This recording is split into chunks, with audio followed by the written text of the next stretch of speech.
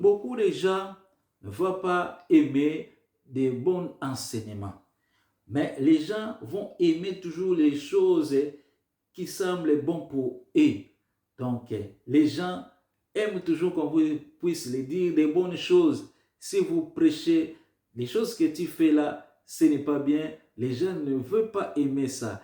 Les gens ne veulent pas aimer qu'on puisse les dire convertez-vous, qu'ils puissent se convertir, qu'ils puissent se convertir, qu'ils puissent suivre le Seigneur Jésus-Christ, abandonner les mauvaises œuvres, suivez les œuvres de Christ.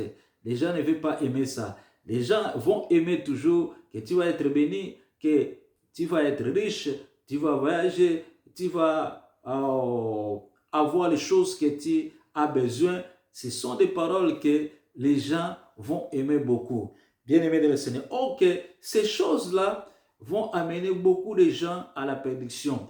Et ces mauvais prophètes et ces mauvaises doctrines, ils sont venus pour de ne pas enseigner des bonnes paroles. Ils sont venus pour enseigner des paroles qui ne sont pas correctes, des enseignements qui ne sont pas corrects, qui sont là pour égarer beaucoup de gens.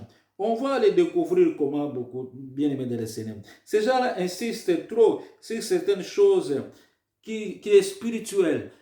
Bien aimés dans le Seigneur, comment on va découvrir les fausses doctrines?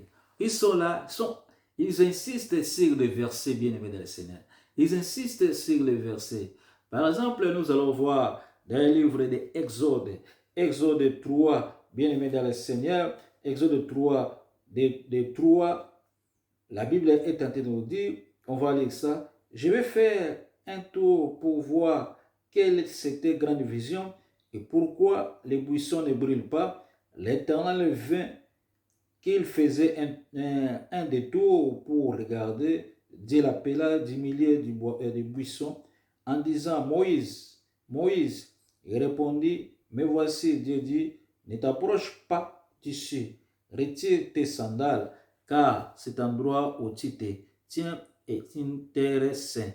C'est ici cet verset, bien-aimé dans le Seigneur, pour que tu puisses savoir que des fausses doctrines ont pris cet verset, bien-aimé dans le Seigneur, ils ont mis aussi dans leur église, qu'ils ont dit à chaque membre, avant que vous puissiez prier, avant que vous puissiez être en contact avec Dieu, il faut que vous puissiez enlever vos sandales.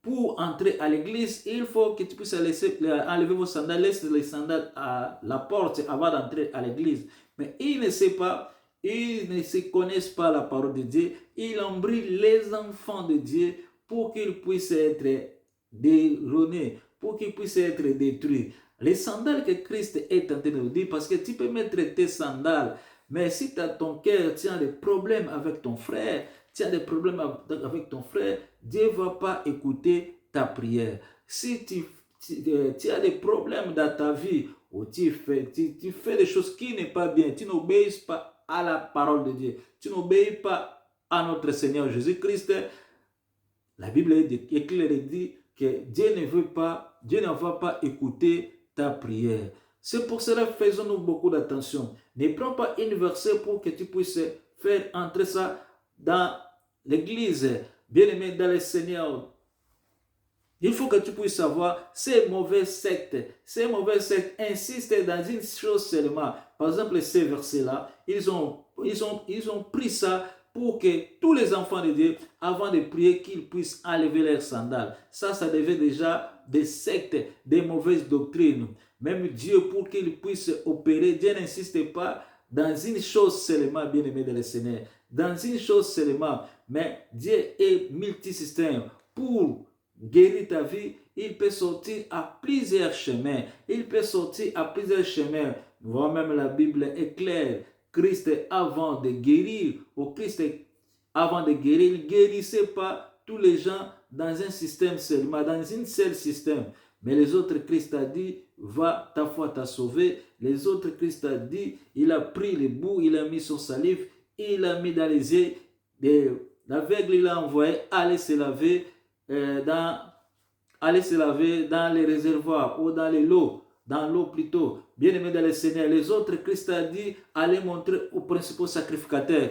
Donc, Christ est multisystème. On ne peut pas rester dans une seule chose.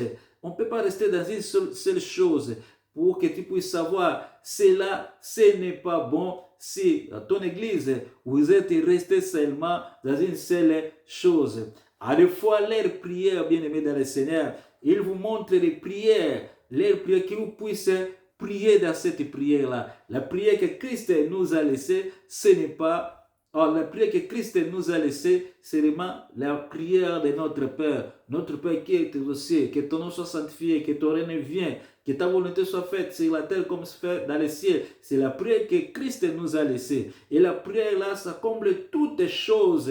Là, on trouve le pardon, là on trouve les demandes, les prières de demandes. Là, on trouve les demandes, là, on trouve la louange, l'adoration, là, ça comble toutes choses. Mais tu vas remarquer dans certaines églises, dans certaines doctrines, et il prend quelqu'un, donc avant que Dieu puisse t'écouter, il faut que tu puisses parler à cet homme-là ou à cette femme-là. Après, tu vas faire quoi? Tu vas lui ou elle, il va demander à Dieu pour que Dieu puisse pardonner nos péchés, pour que Dieu puisse pardonner tes péchés. La Bible est claire et en train de dire, il n'y a pas un médiateur entre Dieu et les hommes. Le seul médiateur, c'est notre Seigneur Jésus-Christ. C'est lui qui nous a sauvés, c'est lui qui nous a mis à part. Si quelqu'un vient avec l'autre enseignement, comme Paul a déclaré, que cet homme-là puisse être anathème. On ne peut pas écouter ce genre de gens. On ne peut pas écouter ce genre de gens. Que Dieu vous bénisse, que Dieu vous donne tout ce que vos cœurs est tenté de chercher. Au nom tout puissant de notre Seigneur Jésus-Christ de Nazareth.